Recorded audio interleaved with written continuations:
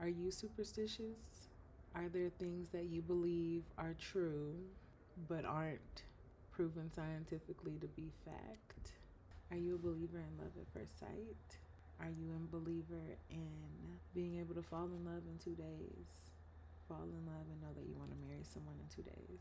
Welcome back to ZMB's Reads, where we read books that expand us, stories that soothe us, and literature that reminds us of who we are at our core.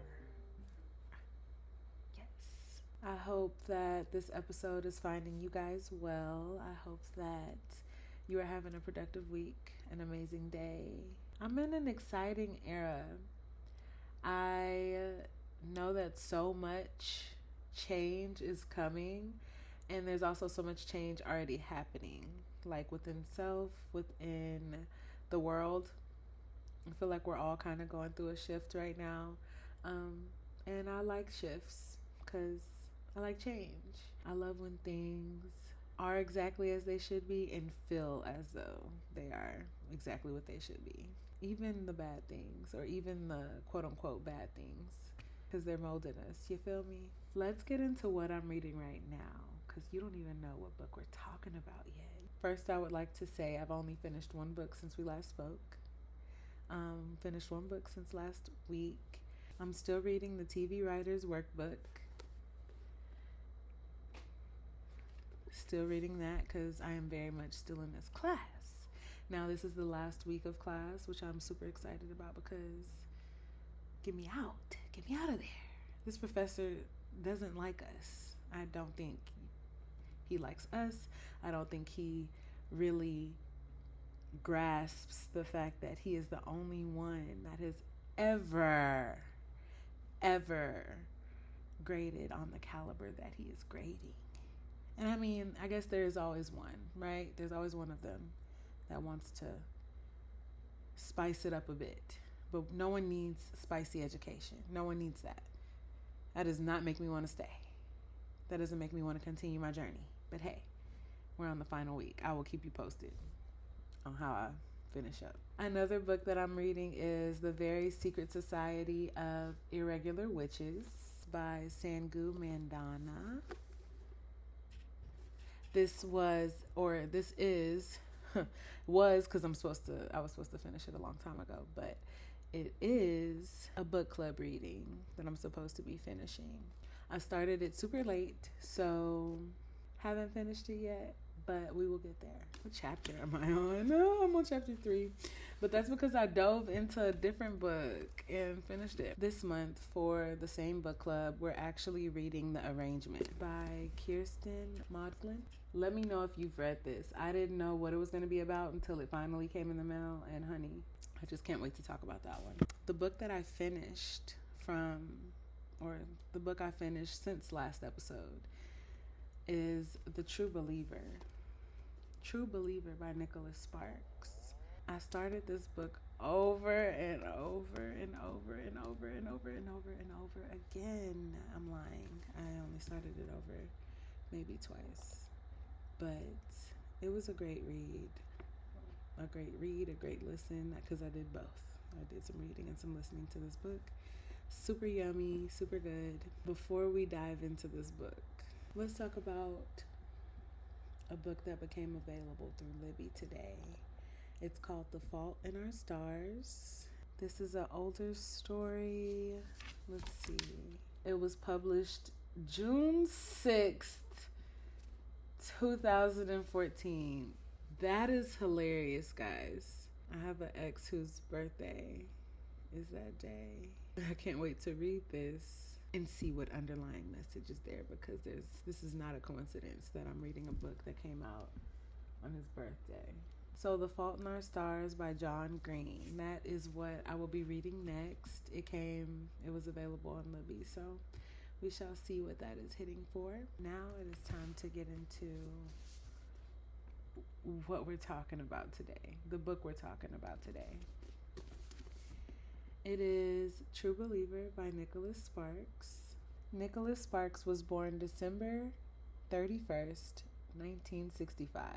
He's an American novelist, screenwriter, and producer, known for his romance novels and tragic love stories. As of today, he has 23 books, all of which are New York Times bestsellers. He was born in Omaha, Nebraska, and has moved several times before settling in Fair Oaks, California. He attended the University of Notre Dame and was a full-time track star. He set the school's record for the 4x800 relay, and he still holds it today. He graduated magna cum laude in 1988 with a degree in business finance. Some of his major titles are A Walk to Remember, Message in a Bottle, Dear John, and The Last Song. And there are 11 of his novels that have become motion picture films. Sparks married Matthew Coate in 1989, and together they had 5 children: Miles, Ryan, Landon, Lexi, and Savannah. Then they divorced in 2015. He now resides in New Bern, North Carolina, where many of his stories are set. And he's founded the Nicholas Sparks Foundation to support global education and co-founded the Epiphany School of Global Studies. That was a little background on Nicholas Sparks. So now let's get into True Believer and what it's all about. Just based off of the title, thought it was going to be about being a true believer in love. And I mean, in some aspects, maybe. So let's get to what it says on the back. Jeremy Marsh is the ultimate New Yorker. He's handsome, almost always dressed in black, and a part of the media elite. An expert on debunking the supernatural, with a regular column in the Scientific American, he's just made his first appearance on national television. When he receives a letter from the tiny town of Boone Creek, North Carolina, about ghostly lights that appear in a legend-shrouded cemetery, he can't resist driving down to investigate. Here in this tightly knit community, Lexi Darnell runs the town's library, just as her mother did before the accident that left Lexi an orphan. Disappointed by past relationships, including one that lured her away from home, she is sure of one thing: her future is in Boone Creek, close to her grandmother and all of the people that she loves. Jeremy expects to spend a quick week in the sticks before speeding back to the city. But from the moment he sets eyes on Lexi, he is intrigued and attracted to the beautiful woman who speaks with a soft drawl and confounding honesty. But Lexi, while hesitating to trust this outsider, finds herself thinking of Jeremy more than she cares to admit. Now, if they're to be together, Jeremy Marsh must make a difficult choice: return to the life he knows, or do something he's never done before and take a leap of faith. Now ask me what I think about this love story. Because imagine falling in love with someone in 2 days. Imagine falling in love with someone in 1 day. Like the day you met them is the day you fell in love with them. If that's ever happened to you, I need to know the story. Give me the tea on that, because I don't know.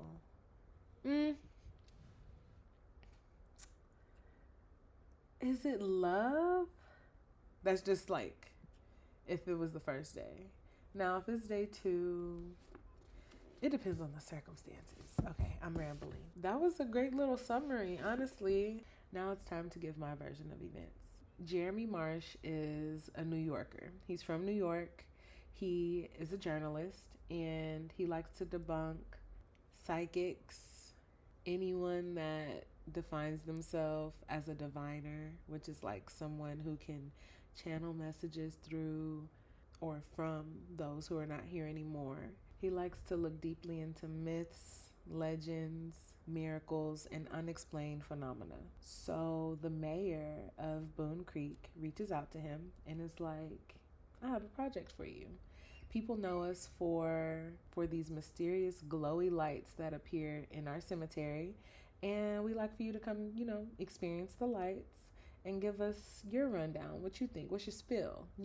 Share your take, your experience, all of that with your viewers, with your readers. But when he gets there, he is blown. He actually goes to visit the cemetery, and while there, he sees this woman, and he's like, she's kind of hot. He's like, I kind of like her. He was even waiting for her to make eye contact with him or give him some type of signal so that he could approach her. but she didn't give that. He then ran into one of her elders, Miss Doris, and she gets a feel for him.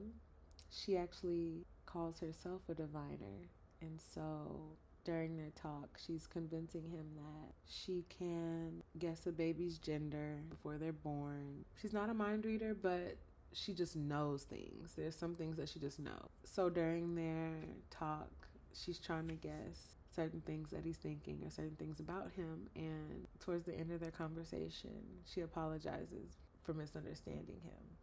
Now, he doesn't know what she is referring to, but he does know that it has something to do with his last relationship and the heartbreak that it left him with. So then he meets Lexi, and he realizes it's her from the cemetery, and they talk about the cemetery. They actually hit it off. They have a few things in common or just a few interests alike. They hit it off. She's very standoffish, and he's very straightforward. While in town, he's actually going to need to go to this library. That is where he'll be doing his research. And he finds out that Lexi, hey, lo and behold, Lexi is the librarian. Lexi and Jeremy seem to be a great match. But Lexi is closed off due to her history, her love history, and the fact that Jeremy is not even from there. She doesn't want to give him a chance. And Jeremy is trying to be straightforward, but also doesn't want to push Lexi away. Their banter is real cute, you know. So Jeremy is researching the lights using historical records, scientific testing, interviews from the townspeople, and soil samples, as well as chemical analysis. When he goes to experience the lights, through his observations, he's actually able to notice that the lights are being caused by something else other than the town's phenomena, which is that there are ghosts that fly around in the cemetery and they cause the lights to happen. But that is not Jeremy's point of view. He knew that there was something causing the lights other than ghosts or any type of spirits. As you can see, Jeremy is very logic-based, science-based, and he's meeting and dealing with all of these people who are faith-based, optimistic. Another thing to add, they celebrated Jeremy's visit.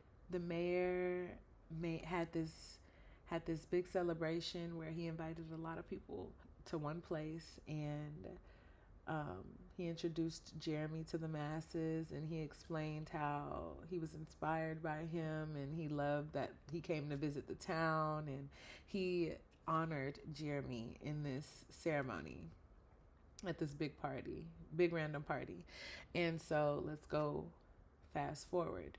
At some point, Lexi gave him a journal, and in the journal, whenever he finally went through it, he saw a note made by the mayor's father, and the note exposes the fact that the lights are actually caused by this gas and reflections, the elements, some type of gas in the soil and reflections off of a nearby train. So his point is proven. The lights aren't ghosts.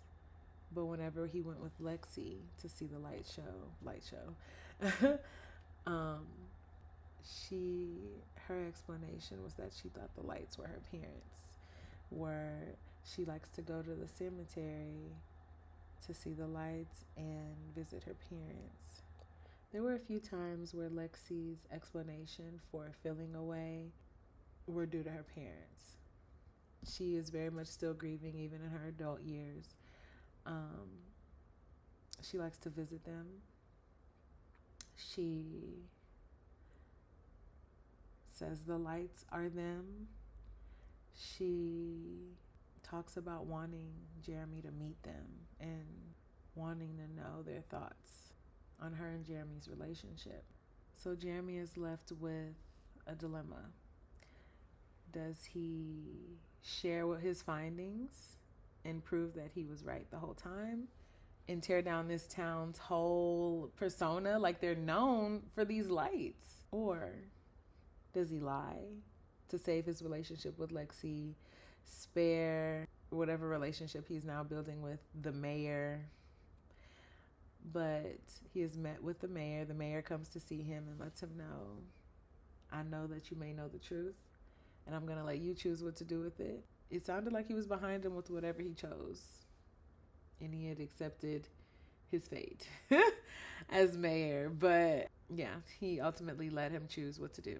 So Jeremy publishes an entry where he's sharing the truth and sharing his findings and everything. In the midst of all of this, he and Lexi are building a bond. In the midst of all of his research and the functions, and they went on a date. After the date, he actually tried to go into her home, and she had to let him know, hey, I want to stop right here. I'm trying to let you know I want to stop right here, and if you can't respect that, that makes me sad. And I want you to know that if you do come inside, things will go your way. But I don't want to go there because I respect myself, I respect you, and I don't want to put myself through anything. Jeremy respects her wishes. He takes what she says.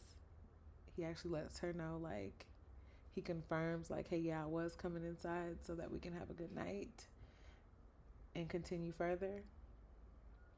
But I will respect your wishes and go home. So him saying that clarified his intentions and, of course, made her think, oh, he doesn't love me. But he did. He does love you, girl.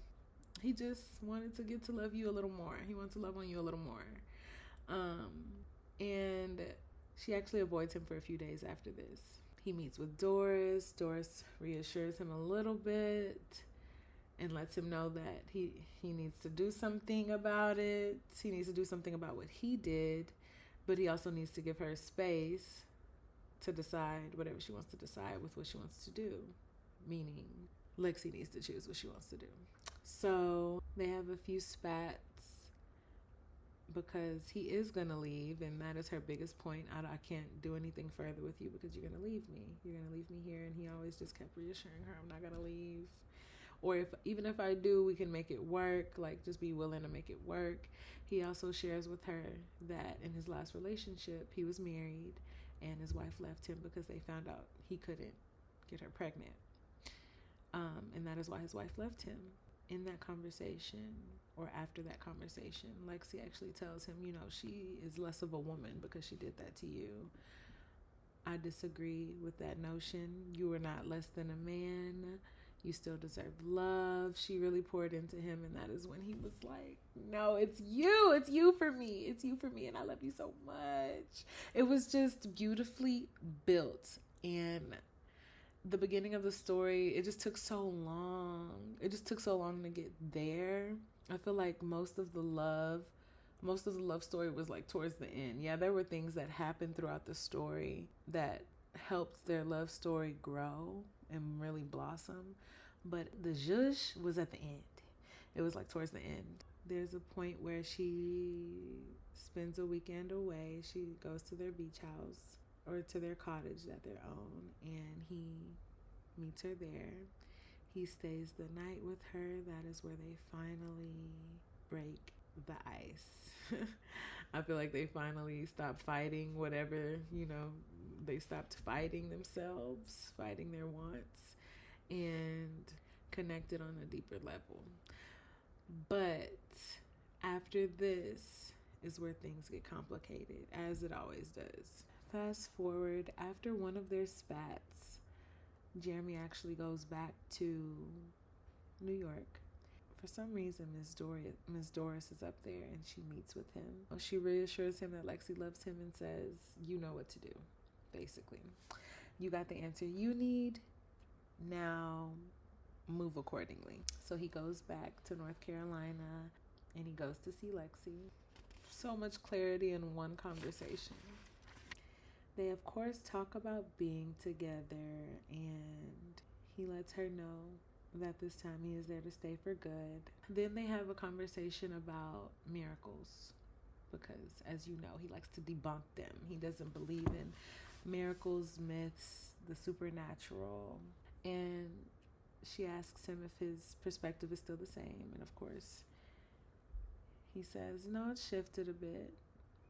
And she's like, great, because I talked to Doris earlier today, and she revealed to me that we have a miracle. She's our miracle. And she's gesturing to her stomach like she's pregnant.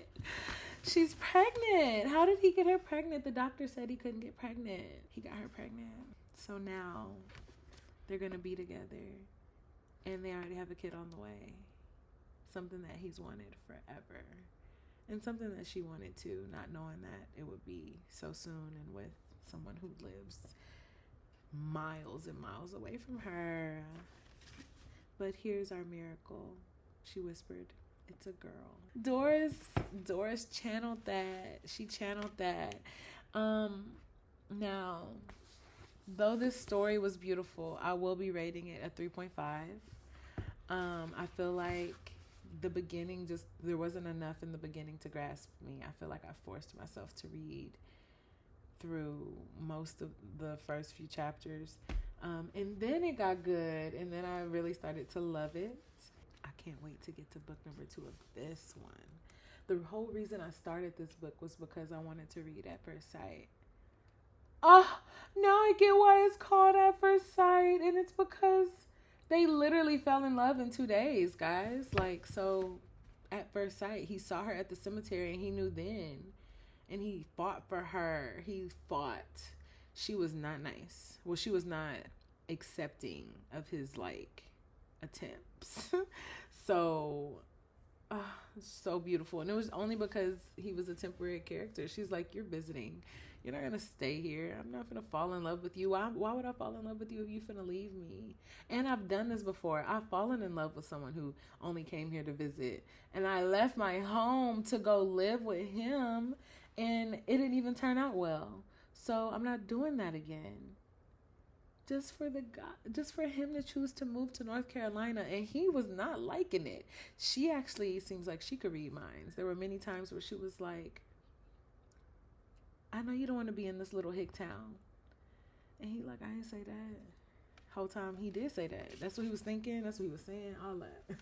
It was implied, and he was thinking it big time. So this story was told from third person perspective.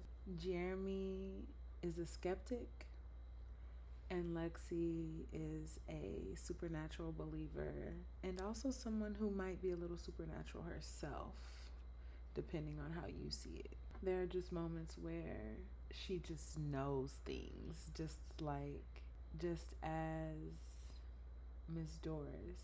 Just as Doris knows things, there's times Lexi is able to understand things that Jeremy hasn't even expressed outwardly. And that also just might be intuition, a woman's intuition. And we deal with that on the daily too. And that's kind of supernatural too, depending on how you look at it. So this book actually came with a section called Reading Group Guide Discussion Questions. And I want to use these discussion questions to help run this segment for today. So in the opening chapter of True Believer, science reporter Jeremy Marsh exposes the tricks of a famous psychic who claims to talk to the dead. Yes, he does do this in the very first chapter. Do you think that is possible to communicate with the dead? And why do so many people want to believe that you can? That's a question, honey. So in the beginning of the book, Jeremy is an audience member to a show where a psychic is talking to different guests or having different guests on, and is kind of reading them. Through each interaction, Jeremy is not sold. He is feeling as though these people are being manipulated. They are being, and they might have been very well, and they were. He had a very interesting method that he believed that they used. The method was for the psychic to get all these people in a room. You would get all these people socializing and eavesdrop or nitpick at different information that they give you and use that information against them as they are on live television in front of the whole world, proving that you are a psychic. Very valid, very believable, very eye-opening. It definitely discredits what intuition might look like. It discredits those who might actually do this for a living and be able to use gifts as such. I am a believer in we are all gifted. We were all given a gift by the Almighty, the All High, the Most High. We were all given a gift or many gifts. I don't think we were all just given one gift. We were given many gifts, and what you do with them is your responsibility, and it is up to you what you do with them. I do think it is possible to communicate with the dead. Now, this is going to ruffle a lot of feathers on episode 2. So right now, in this point in my life, I definitely think that you can communicate with the dead. I think that spirits are around us at all times. I think that when you die, you are you're just in a different realm. Same world, quote unquote, but different experience, different abilities. And yeah, so I definitely think ghosts are capable of a little bit more than us, but I also think that we are capable of certain things that they are not. Communicating, I think we could do on both sides. Something else that I noticed in the story was how different communication styles can be misleading. For example, Jeremy is from up north, where he is able to give it straight and maybe not be questioned, or maybe not have his words used against him. But he is now in the South, in North Carolina, and he says a lot of things without thinking about how they can be perceived. There are times where he puts down the town, implies that no one would want to settle down there, implies that there's actually nothing there for people to do. And these are all things that are taken into account when interacting with Lexi. Lexi's been hurt in many of her relationships. Something to think about is why she is always attracted to, and mostly attracted to, people that could potentially hurt her or that are ultimately wrong for her. Not saying Jeremy is in any light. Lexi actually admits that she doesn't have the best taste in men, or isn't that good deciphering between her men. There's a time where she does give Jeremy like a rundown on her past flings and her past loves. And one of them is actually Rodney. At the end, in order to get Jeremy to leave her alone, one of her ways is to tell him that she's actually going to marry Sir Rodney. And that was her way of getting him to leave her alone and not come back, because he's been very persistent. And like we know from my last episode, we love persistence over here. He was very persistent, and she knew that if he would come to a beach house when she asked him to be alone, it's very possible that he won't leave her alone if it's a just because reason. Just leave me alone. Even if she says she's not interested, I don't think he wouldn't believe her. Another thing that I would like to talk about. So Lexi's grandmother, Doris, of course, talks about her premonitions and her knowings. She also kind of presents some proof of this. But Jeremy is still, every time they speak, he's, for the most part, skeptical and not buying into much of what she's saying. He's even very sarcastic and plays along a bit by asking more questions. Now, this question is, do you think that women are more likely than men to believe in the supernatural? And my answer is yes. And some of that might be because I haven't had a lot of men share their thoughts. There aren't many men that like to share what they're thinking, feeling, believing, or anything like that. But I do feel like women are more aware, in touch, grounded. I won't say open-minded, because I do think men are a little bit more open-minded than women, as they are they're known for being a little bit more wild, free, careless, reckless. I'm not surprised anytime I hear about a man that's not believing in the supernatural, or not gullible. I don't know many gullible men. I also feel like women are more in touch with their intuition and just their gut knowings. And during a conversation that Lexi and Jeremy were having, Jeremy was talking about some of his unfulfilled dreams. Lexi responds with, "Everyone has dreams that don't come true."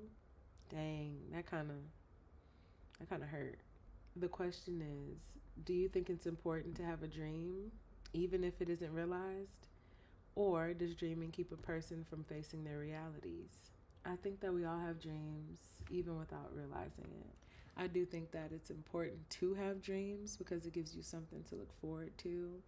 It gives you a reason and purpose during your journey. I wouldn't say dreaming keeps a person from life's realities unless you're delusionally dreaming. Unless you're dreaming and not putting any effort into your dream. If you're not putting in the effort, it's delusion. I don't think that it keeps a person from facing their life's realities simply because if you don't have a dream, what are you striving for or towards? What are you striving towards if you don't have a dream? That's like saying you don't have a goal, in my opinion. I think we can all agree that this story is not just about lights, not just about debunking phenomena. It's not just about two people meeting and falling in love at first sight. It's about staying true to who you are, finding who you are, being vulnerable and present with others and with self. So presence all the way around. Jeremy is kind of soul searching and he doesn't even realize it. He goes to this new state, this new town, and he had no idea that his eyes would be opened in so many different ways. He had no idea he was going to go and change his mind about life. He had no idea he was going to go and be vulnerable with a lot of people that he was just meeting. That strangers could see him, sympathize with him, and be open to relationship and forever with him. That's not just going for Lexi, that is her folk. That's Doris, that is the mayor, that is everyone who welcomes him and builds relationship with him. He's learning the truth about himself, the truth about humanity, and the truth about what love truly is. And I'm sure that he's a believer in it now. I'm sure he's a believer in a lot of things now. That's all that I have for today's episode. This was a great story. We've all been Lexi or Jeremy. We've been Lexi in the sense of us being optimistic and standing our ground, knowing what we want, what we're expecting, and letting everyone else follow suit. We've also been Jeremy, the pessimistic person who wants to be right and prove why everyone else is wrong. The two truly go hand in hand, but they meet in the middle where it's really humble, a humble abode that they can coexist in. I hope you enjoyed today's episode, and I'm going to challenge you with thinking about your beliefs and your belief system. What's something that you think is impossible? Ask yourself what you think is impossible, why you think it's impossible, and how can you make it possible? Ooh, I'm going to do this too. Thank you for being here. Until next time.